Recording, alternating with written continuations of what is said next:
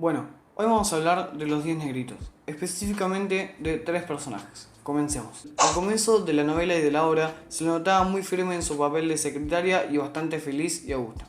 Con el pasar de la obra y de la novela no notó muchos cambios en su actitud, se mantenía siempre con el mismo humor y esencia, hasta que en el gramófono suena su acusación y Vera no pudo con la culpa. Vera pensaba cada vez más en su fatal error y cómo hizo que eso perdiera el amor de su vida, Hugo. Cada vez se arrepentía más y más, mostrando comportamientos inadecuados y cambiantes, como por ejemplo, pensar que la estaban ahorcando y gritar de desesperación cuando era solo un hilo que colgaba del techo. También, más que nada en la novela, aunque la obra se mostró 2 veces, sufría ataques de ansiedad y de pánico, como cuando empieza a hablar rápido y decir cosas sin sentido, y el doctor, en el caso de la novela, y la doctora, en el caso de la obra, le pega una cachetada para que se calme. Muy buena escena. Bueno, después de tantas muertes y momentos donde era una montaña rusa de sensaciones y sentimientos para los personajes, muere Blob y Vera pierde el control. En una discusión entre pelea y discusión, Vera le arrebata el revólver a Lombard y decide abrir fuego contra él, asesinándolo. Ya completamente sin esperanzas y casi sin sentido mental, tanto en la obra como en la novela, decide suicidarse con una soga en el cuello. El doctor Armstrong, o la doctora en el caso de la obra, vamos a decirle doctor, así respetamos la novela original y nos referimos a los dos. Al principio de la obra y el relato se nos presentaba de una manera cálida y sin mucha esencia. No parecía un personaje muy interesante y no mostraba cambios significativos, hasta la noche donde suena el mensaje del gramófono. Cuando escuchó su acusación pasaron 2 cosas. La primera es que lo negó enfrente de todos y la segunda, al instante, es que comienza a pensar sobre la mujer que había dejado morir. No se lo merecía para nada y luego de eso se sintió decepcionado durante toda su vida. Después de eso no notó muchos cambios hasta cuando el doctor decide ayudar al juez a fingir su muerte al haber sucedido el grito de Vera cuando pensaban que la estaban ahorcando. MacArthur era un ex general militar que luchó durante la Segunda Guerra Mundial.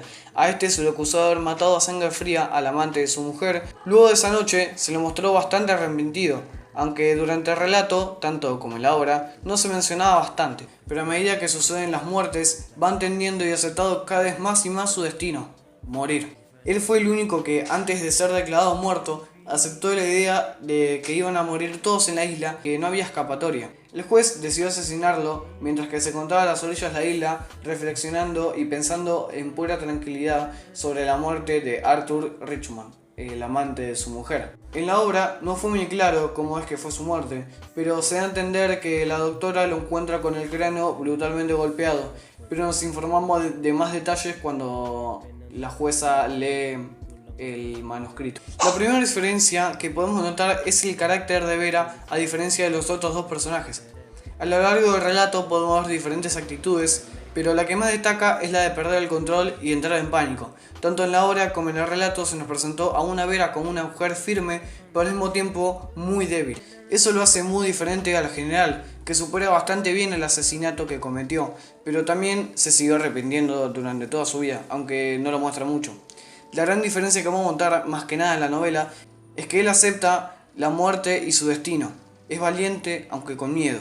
Pero esto nos lleva a decir que el doctor no lo ve de esta manera. A él se lo muestra bastante arrepentido con lo que hizo. De todas maneras, aunque se menciona en la obra y en la novela su arrepentimiento y angustia, podríamos decir que no siente mucha culpa, o al menos así lo interpreto yo. También podemos ver que es fácilmente manipulado por el juez, demostrando un carácter débil y vulnerable en ciertas situaciones que no lo ameritan. Bueno, con esto doy por finalizado este video y que haya quedado claro lo que quise decir. Un saludo, Pau, nos vemos.